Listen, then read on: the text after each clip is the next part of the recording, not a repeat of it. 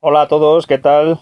Espero que estéis bien, que estos días o estas semanas, ya camino de meses de confinamiento, los estéis llevando lo mejor posible y que estéis todos, sobre todo, bien de salud. Bien de salud. Eso es lo más importante. A pesar del abuso que se está haciendo de la ley, a pesar de la violación de los derechos que se está haciendo de las personas aprovechando esta situación de alarma, bueno, pues a pesar de todo, os deseo lo mejor para vosotros y vuestras familias. Dicho esto, yo en un vídeo anterior había dicho que quería hablar del expediente de Royuela. La verdad es que me ha surgido estos días otro tema que me parece en cierta manera más urgente, aunque no necesariamente, porque es un tema permanente que, como vais a ver. Pero bueno, me ha parecido más interesante tratar otro tema. En concreto, estos días pasados, sobre todo a raíz del día 14 de abril, aniversario de la proclamación de la Segunda República, algunos ministros españoles, particularmente el vicepresidente del gobierno, eh, Pablo Iglesias, pero también algunos otros miembros del gobierno y, bueno, en general vinculados o a Podemos o a Izquierda Unida, pues han hecho una serie de alegatos en forma de mensajes en sus redes sociales, precisamente elogiando la Segunda República como un régimen ejemplar, democrático, etcétera. Y hubo un cierto escándalo a raíz de esas palabras, en la medida en que, bueno, miembros de un gobierno, un régimen monárquico como es el actual, pues que se manifiesten de esa manera a favor de la República, pues que era intolerable, que era una falta de respeto al rey, etcétera. Yo he de decir que no comparto esa crítica en absoluto. Creo que si no hubiesen recordado la República, se les habría dicho que, mira, ya ahora que están en el poder, ya se les olvida que son republicanos. Y si recuerdan la República, pues se les critica que recuerdan la República. A mí esa crítica, vamos, yo la respeto a los que la hagan, pero a mí no me parece bien. No me parece bien. Si ellos son republicanos, que en la fecha en la que se celebra el aniversario de la proclamación de la República, pues así lo manifiesten, a mí no me parece en absoluto mal, me parece bien y me parece coherente. Yo, por lo tanto, esa crítica no la comparto, no la comparto. Repito que la respeto, pero no la comparto. Sin embargo, en el contenido de los tweets había otros temas que me parecen más interesantes y creo que eran los que convenía hablar o sobre los que convenía debatir algo más, ¿no?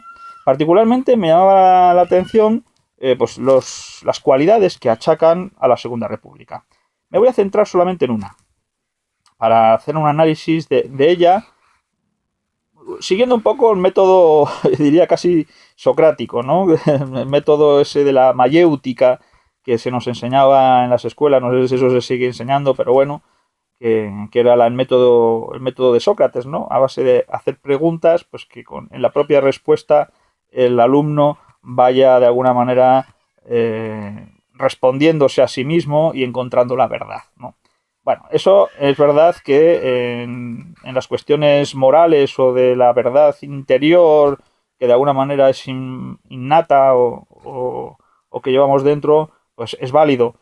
Para las cuestiones que necesitan de información externa, bien sea vía conocimiento, bien sea vía revelación, pues no es suficiente. Pero en cualquier caso es un método muy interesante. Hace un par de años asistí a una conferencia donde un historiador, tratando precisamente este tema, justamente utilizaba este método y me pareció muy, muy didáctico, vamos a decirlo así, ¿no? Entonces, si os parece, voy a hacer una serie de preguntas, me las he apuntado aquí, en total 11 preguntas. Este examen, si me permitís la expresión, va a constar de 11 preguntas. Yo hago 11 preguntas respecto a lo que se considera que es un régimen democrático. No voy a entrar en cuestiones más profundas acerca del concepto de democracia, de la diferencia entre democracia formal, democracia real, el contenido de la democracia. No voy a entrar en eso, ¿vale? Voy a aceptar a modo de, no porque esté de acuerdo, sino, digamos, para no complicar la exposición, voy a aceptar el concepto vulgar, común de democracia, entendida como participación popular en la toma de las decisiones de gobierno a través de votaciones, de elecciones, ¿no? Y es democrático todo aquel régimen repito, respecto a este concepto muy básico y muy matizable de democracia, pues que se respetan los procedimientos, la independencia judicial, los resultados electorales, etcétera, etcétera. ¿Vale? Entonces vamos a hacer un análisis en forma de preguntas, respuestas acerca de la calidad democrática, repito, dentro de este concepto de democracia que entiendo que es discutible y que yo mismo discuto. Es decir, pero bueno, pues no complicarnos, repito. La calidad democrática de la Segunda República. ¿Vale? Y voy a hacer 11 preguntas. A ver si sois capaces de responderlas. Y bueno, luego de todas maneras voy a responderlas, ¿no? Para aquellos que no sepan la respuesta. Pero yo creo que la mayoría o muchos solamente al hacer la pregunta ya iréis respondiendo por vosotros mismos. Primera pregunta. ¿Cuándo se refrendó la Constitución de la Segunda República? Todos recordamos el 6 de diciembre, que es cuando se hizo el referéndum de la Constitución del 78. Bueno, ¿cuándo fue el referéndum de la Constitución de la Segunda República? No pido una fecha concreta. Me conformo con el año. ¿En qué año fue el referéndum de la Constitución de la Segunda República? Es fácil, ¿no? ¿Seguro? ¿No os acordáis? Haced memoria. Segunda pregunta. ¿Cuándo fueron las elecciones a presidente de la Segunda República? Ya sabemos que en las monarquías no se vota quién va a ser el rey, pero en la República se vota quién va a ser el presidente de la República. Bueno, pues ¿cuándo fueron las elecciones a presidente de la Segunda República? Lo mismo que la anterior, no pido una fecha exacta, basta el año. ¿Ya? Tercera pregunta.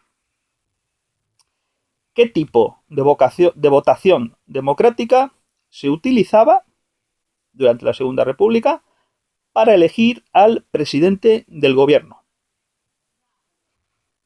Hay regímenes en los que el presidente del gobierno se vota en el Parlamento, otros hay una votación, unas elecciones concretas para el presidente del gobierno. Bueno, pues ¿cuál era el método de votación democrático para elegir al presidente del gobierno de la Segunda República? Hubo varios. ¿Ya? Cuarta pregunta. ¿Cuándo se celebraron las elecciones municipales durante la Segunda República? Todos recordamos que en unas elecciones municipales del 12 de abril del 31, manipulando el resultado, porque realmente ganaron los monárquicos, pero bueno, en las principales ciudades ganaron los republicanos y bueno, al final, independientemente de la legitimidad o no de origen de la República, bueno, lo cierto es que el rey al final se fue, huyó, con lo cual de alguna manera legitimó la Segunda República. De hecho, por ejemplo, un monárquico de la Unión Monárquica, nada menos, como José Antonio Primo de Rivera, ante esa actitud del rey, pues al final pues, decide apoyar a la República, ¿no? Y se hace republicano. Y dice, bueno, es que la monarquía nos ha dejado, ha huido. Bueno, independientemente del origen, hubo unas elecciones municipales el 12 de abril del 31, que son las que provocan, digamos, la proclamación de la República. Bueno, pues ¿cuándo fueron las siguientes elecciones municipales ya durante el periodo republicano? ¿Cuándo? ¿Ya? ¿Os acordáis? El año, ¿eh? Solamente el año. No estoy pidiendo fechas muy concretas. El año. Quinta pregunta. ¿Había libertad de expresión y libertad de prensa durante la Segunda República? Es una de las características fundamentales de una democracia. Donde no hay libertad de expresión ni hay libertad de prensa, pues se considera que no hay democracia. Bueno, pues la había durante la Segunda República, donde se garantizaba. Sexta pregunta. ¿Se publicaban oficialmente los resultados electorales? Sencillo. ¿Sí o no? ¿Se publicaban? Séptima. ¿Se respetaban los procedimientos legales? Octava pregunta. ¿Se respetaban los propios acuerdos del Parlamento, del Gobierno, etcétera? Novena. ¿Se perseguía a los opositores políticos o se los respetaba? Décima. La máxima autoridad electoral era un órgano independiente. Sabemos que, por ejemplo, ahora en España es la Junta Electoral Central. Hay juntas electorales locales, provinciales, etcétera. Pero el máximo órgano es la Junta Electoral Central. Y, bueno, aparte de la revisión judicial que se puede hacer de todas las resoluciones de estos órganos. Bueno, pues la máxima autoridad electoral en la Segunda República era un órgano independiente. ¿Cuál era ese órgano? Y la 11, última pregunta. ¿Había independencia judicial? ¿El poder judicial era un poder independiente o no? Estas son las 11 preguntas. Fácil, ¿no? Yo creo que son preguntas bastante elementales para saber si un régimen es democrático o no. Bueno, pues veamos este de la Segunda República. ¿Revisamos las respuestas? Venga. Primera pregunta. ¿Cuándo se refrendó la Constitución de la Segunda República? Respuesta. Nunca. No, nunca hubo ningún referéndum para votar la Constitución de la Segunda República. La Constitución se aprobó en las Cortes en una votación del 9 de diciembre de 1931 y ya está. Es decir, que ni referéndum popular, ni votaciones, ni nada de nada. Segunda respuesta a la segunda pregunta. Dice así la pregunta. ¿Cuándo fueron las elecciones a presidente de la Segunda República? Respuesta. Nunca.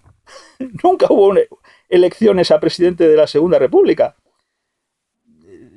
Simplemente pues hacían sus apaños y se aprobaban en las Cortes y ya está. Entonces el 10 de diciembre del 31 se votó a Aniceto Alcalá Zamora, que había sido en un pacto de San Sebastián, se había acordado que él fuera el presidente del gobierno provisional, etcétera. Bueno, luego hacen el apaño, le ponen de presidente de la República y ya está. Pero nunca se votó, nunca hubo unas elecciones para elegir a un presidente de la República ni nada de eso. No, ¿para qué? ¿Para qué?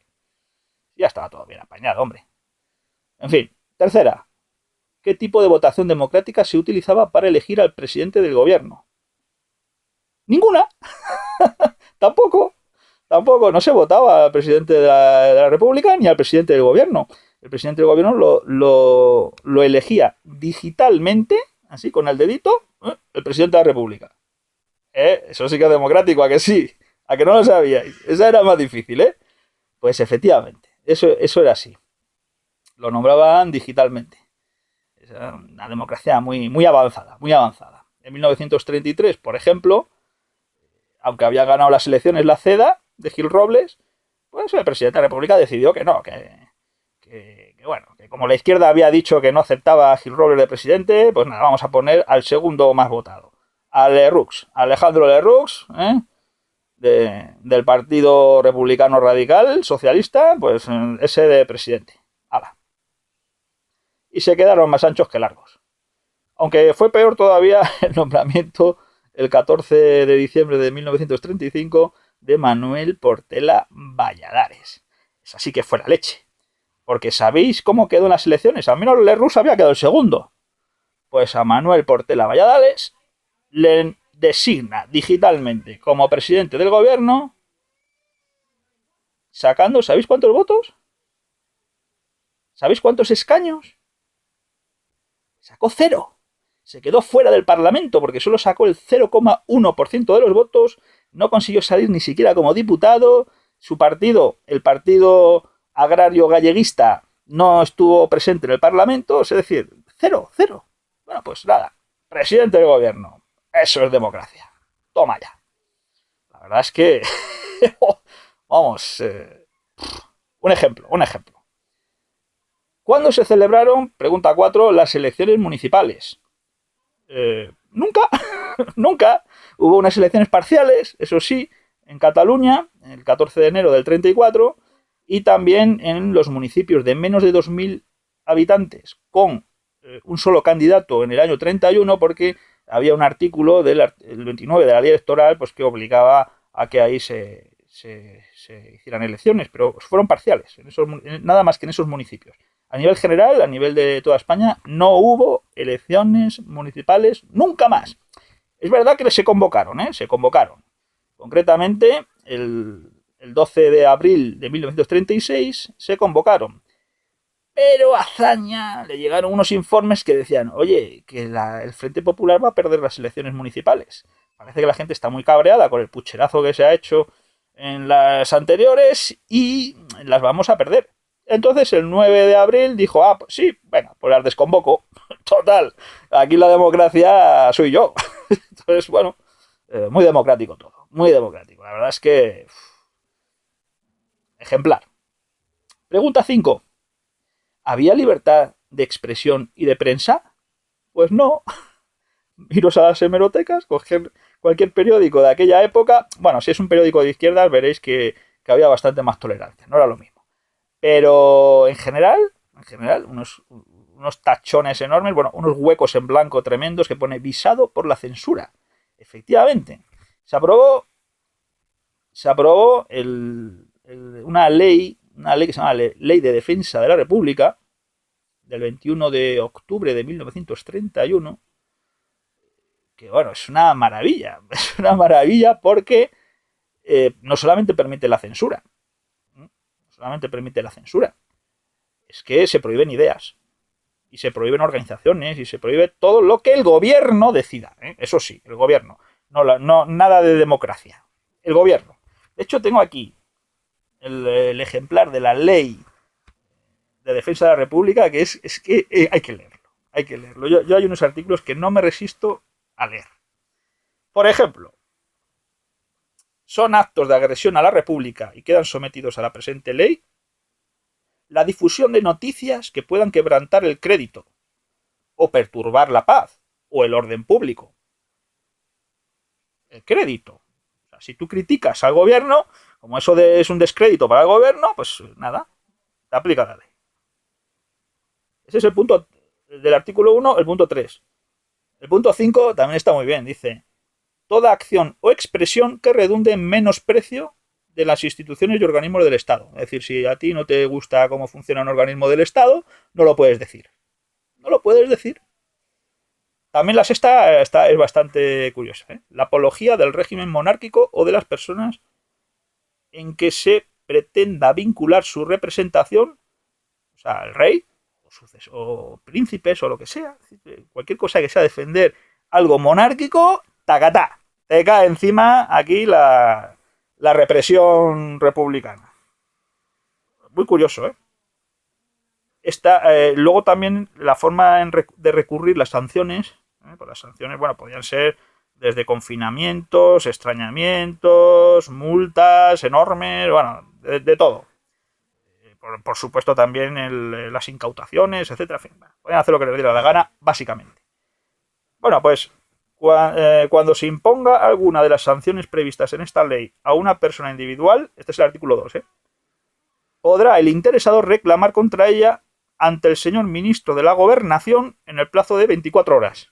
24 horas para presentar el recurso y todo al ministro de la Gobernación. Y si se tratase de una persona colectiva, podrá reclamar contra la misma ante el Consejo de Ministros en el plazo de 5 días. Ahí daban un poquito más de margen. Bueno, un poco más generosos con los grupos. Es decir, que podías recurrir al ministro de la Gobernación. Pero el artículo 3 nos dice quién era el que estaba facultado para poner estas sanciones. ¡El ministro de la Gobernación! ¡Ay! O sea, el mismo que te sanciona es el mismo al que tienes tú que recurrir. No, esto es vamos, súper democrático, súper democrático. También está facultado para suspender reuniones, manifestaciones, clausurar centros, cerrar asociaciones que considere que incitan a la realización de los actos comprendidos en el artículo 1 de esta ley. Lo que él considere. Artículo 4. Queda encomendado al ministro de la Gobernación la aplicación de la presente ley. Alucinante, ¿eh? ¿A que sí? Bueno, todo esto es una democracia avanzada, avanzadísima. En fin. Pregunta sexta. ¿Se publicaban oficialmente los resultados electorales? Pues no se publicaban. No había forma de acceder. Como ahora las juntas electorales, incluso hay unas páginas web, pero incluso antes de las páginas web, las juntas electorales siempre han publicado los resultados electorales o pues, se podía acceder a ellos. Pero no, en la Segunda República no, eso era una materia reservada. Te decían cuál había sido el resultado final, eso sí, tú te lo tenías que creer. Pero no se publicaban. Por ejemplo, en la elección de Manuel Azaña, tras las elecciones de 1936, de febrero del 36, perdón, ni los del 31, porque lo de la Azaña viene después, ni lo del 31, las elecciones del 31 municipales, nunca se publicaron los resultados, ni tampoco las del 16 de febrero del 36, que es de lo que estoy hablando, cuando Azaña se hace cargo, ahora diré cómo, del gobierno, pues no hacen pública, deciden que no van a hacer público nada. No hacen público nada.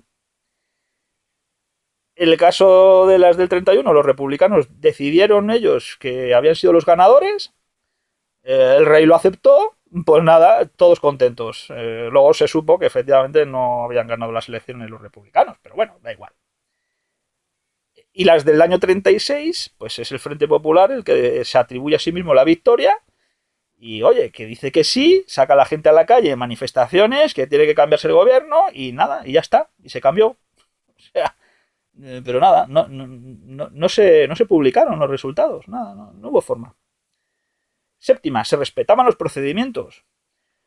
Pues depende, si interesaban sí, y si no interesaban no. Era también una forma muy democrática, ¿no? de saber cómo funcionan las cosas, de respeto al Estado de Derecho, oye, que me interesa bien, que no. Por ejemplo, antes comentaba el tema de la elección de Azaña. La elección de Azaña, después de las elecciones del 36, bueno, pues ¿cuándo se hace? 3 días después de las elecciones. Me diréis, hombre, bueno, después de las, si ya pasaron 3 días, parece que hay un margen suficiente, ¿no? Ya, lo que pasa es que las actas de escrutinio no se podían abrir hasta 4 días después. Es decir, aún faltaba un día para que se abrieran las actas electorales y ya se estaba nombrando al presidente de Azaña como presidente del gobierno por una supuesta victoria electoral cuando no se habían abierto las actas. ¡Oh! ¡Qué democrático todo! La verdad es que era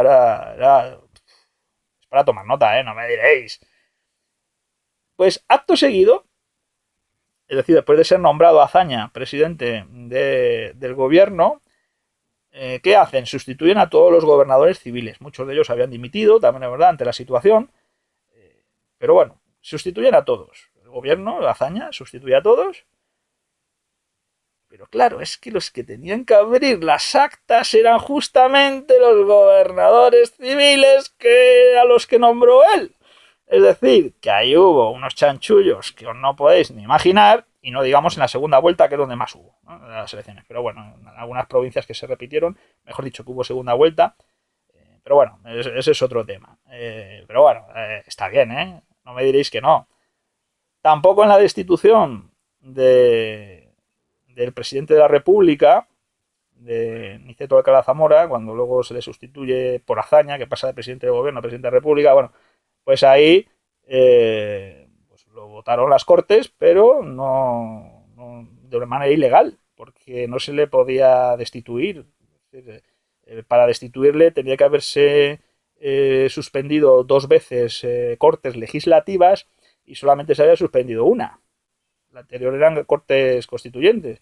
Es decir, que porque sí. Dijeron, da igual lo que diga la Constitución, te cambiamos, ahora nosotros tenemos la gente en la calle, da igual si hemos ganado las elecciones o no, y punto, ya está. Todo pues, democrático, ¿verdad? Sobre la pregunta 8, ¿se respetaban los propios acuerdos del gobierno, etcétera, las leyes? Pues la misma respuesta que antes, cuando interesaba sí, cuando no interesaba, pues no. ¿Para qué? ¿Para qué? ¿No estaban en democracia? Pues eso. Por ejemplo, el caso de Cuenca. En Cuenca hay una serie de irregularidades, aquello parece que fue terrible, y se anulan las elecciones. Anulado todo el proceso. Hay que repetirlo todo de nuevo. Bueno, vale. Venga, pues pues se repite. Y una vez se presentan las candidaturas, resulta que el gobierno comprueba que hay un candidato que no le gusta.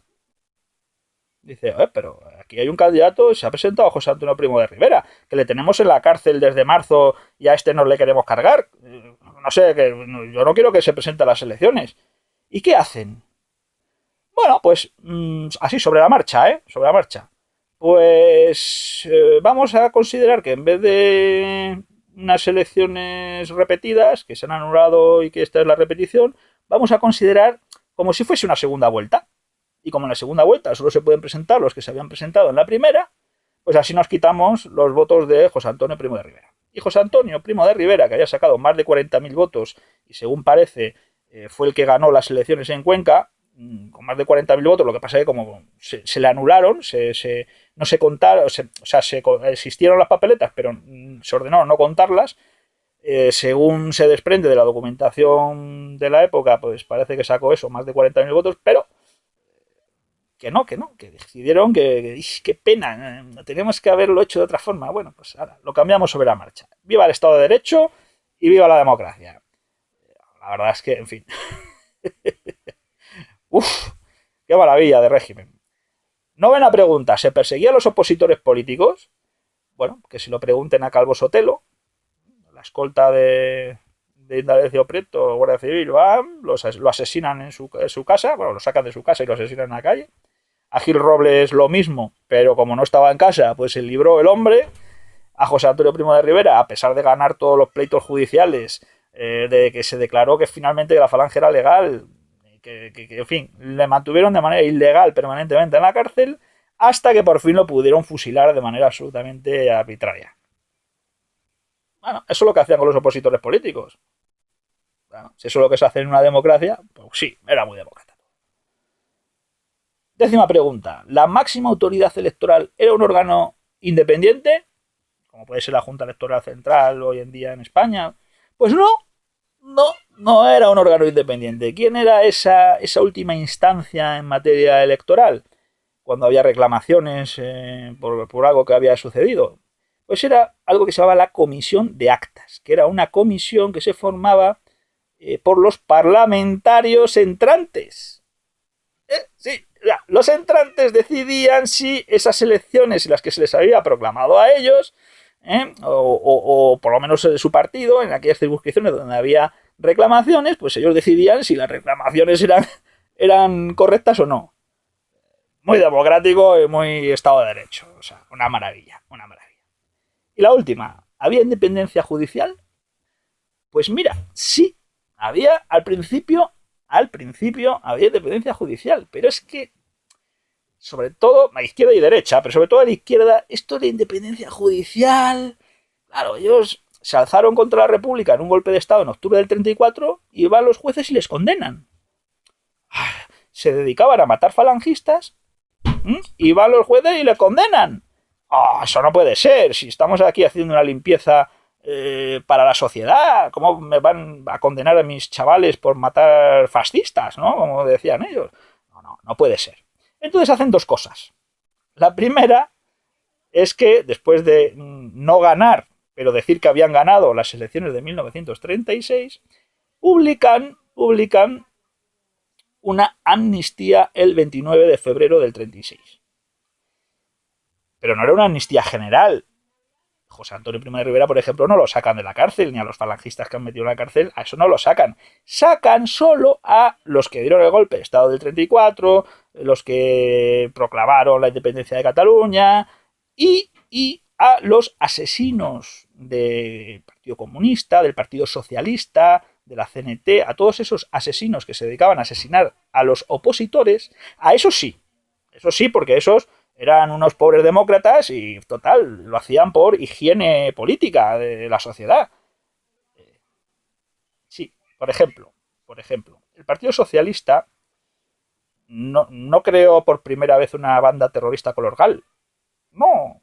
En esta época la Segunda República había creado una organización terrorista que se llamaba Vindicación. Uno de sus líderes y asesinos era Francisco Tello Tortajada, el asesino de Matías Montero con algunos otros. Y fue condenado.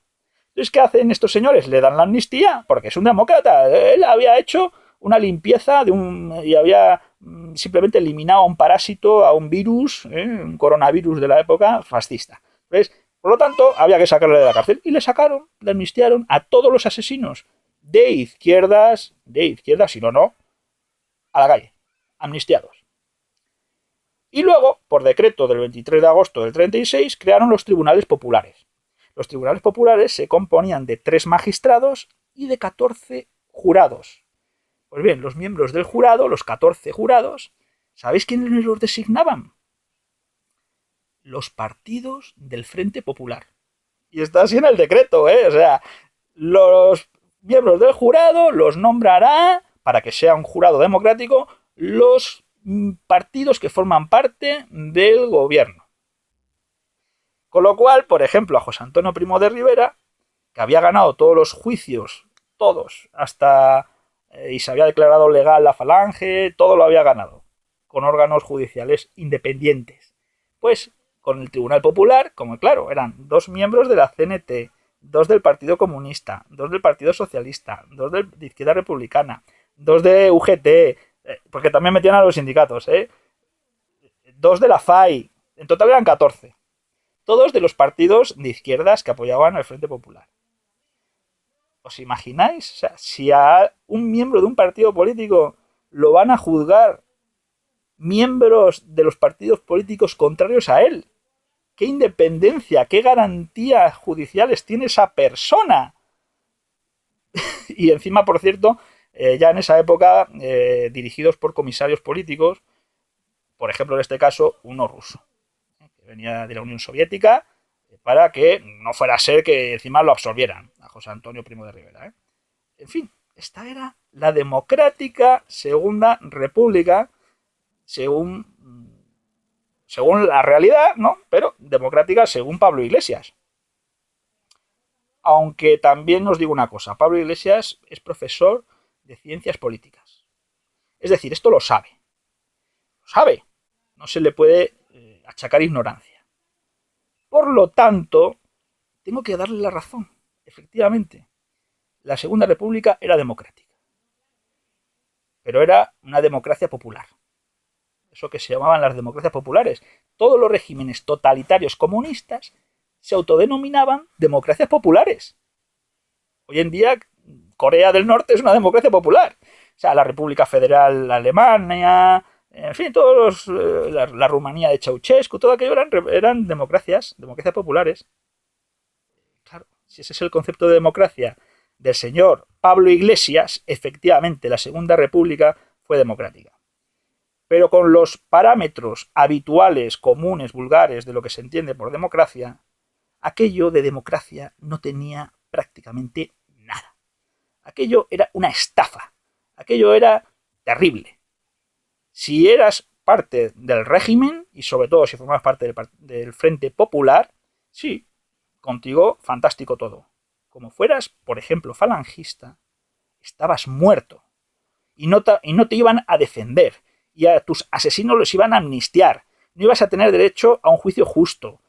Te iban a echar de las elecciones como le echaron a José Antonio.